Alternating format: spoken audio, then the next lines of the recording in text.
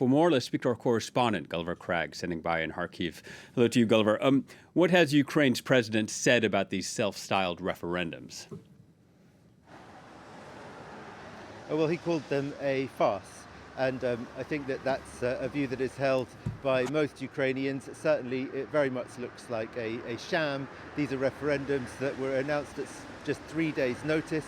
They're going on over a period of 5 days, but we don't really know how exactly people are going to be voting. I've heard, but these are from Ukrainian sources, so it's hard to confirm that people are going around door to door, and the idea is that they'll get people to vote even if they don't want to go to the polling stations. But again, I can't confirm that information. I believe that there is also some kind of electronic voting. It doesn't really seem as though the Russians are all that bothered, to be honest, about even making a show of pretending that these referendums are for real. They had previously announced that they were going to hold referendums, particularly in Kherson region, repeatedly, and then cancelled them clearly because they weren't able to get enough people even to be willing to man the polling stations, let alone to actually give any kind of credence to the vote. So, seen from Ukraine, this looks a bit like the Crimea referendum of 2014 on steroids, if you like. The Crimea referendum of 2014 was quite obviously falsified and delivered a majority of 97%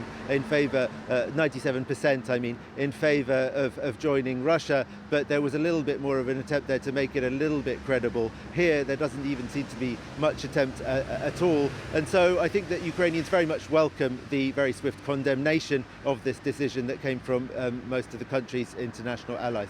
Yeah, Gulliver, I don't know if you heard, we just had on our international affairs editor before we were speaking to you about the mobilization in Russia. What does that mobilization mean for Ukraine?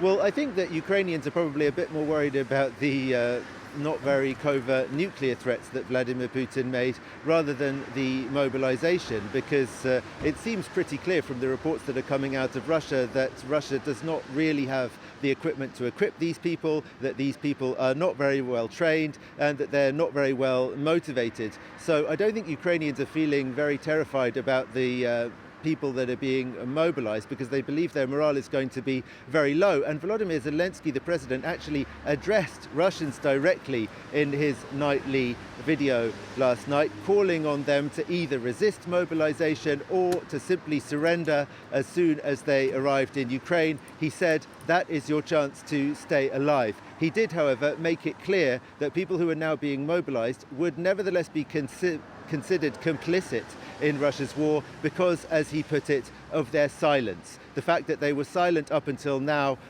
and did not protest against the war and did not do anything to stop it, according to Volodymyr Zelensky's video, and this is an opinion widely shared in Ukraine, nevertheless makes them complicit, even if they were to come to Ukraine and immediately surrender. But as the Ukrainian president put it, that would really be their best chance of survival.